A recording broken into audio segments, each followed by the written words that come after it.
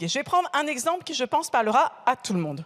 Si un élu exige des relations sexuelles d'une femme ou de plusieurs femmes qui sont en situation de grande vulnérabilité et lui demande de l'aide pour sortir d'un mauvais pas ou pour trouver un logement social, par exemple, si cet élu reconnaît que les relations sexuelles ont eu lieu, qu'elles ont eu lieu avant une intervention de sa part, si ces SMS attestent du sentiment de contrainte de ces femmes vulnérables et que l'homme lui-même reconnaît avoir pu profiter de la situation, alors je crois que la justice doit pouvoir évaluer s'il n'y a pas là l'exploitation d'une situation de vulnérabilité, de dépendance et des circonstances dans lesquelles le caractère libre et éclairé du consentement peut être mis en cause. Voilà, je pense que c'est le cœur du sujet. Quand on veut parler de consentement et le définir, il faut parler de relations de domination, il faut parler de ce qui vulnérabilise, de ce qui sont des abus d'autorité et de pouvoir. Et donc je regrette qu'à la suite du Conseil d'État, cette dimension de la vulnérabilité n'apparaisse plus explicitement dans le texte. Et je pense qu'elle serait propice à ce que davantage d'affaires donnent lieu ensuite à au moins des jugements, si ce n'est peut-être des condamnations, et ne soient pas rapidement classées sans suite parce qu'on considère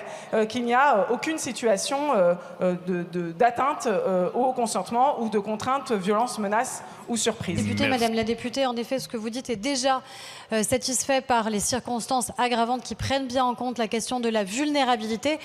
Par ailleurs, il me semble que vous tentez des allusions à des décisions de justice.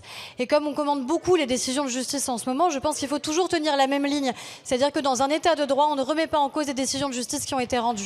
Je fais surtout allusion à des interrogations qu'il y a, effectivement, sur des choses qui sont d'ordre politique.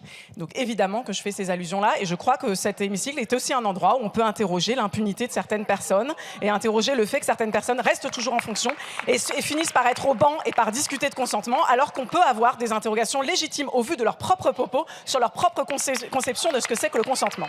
Et j'en viens maintenant au fond.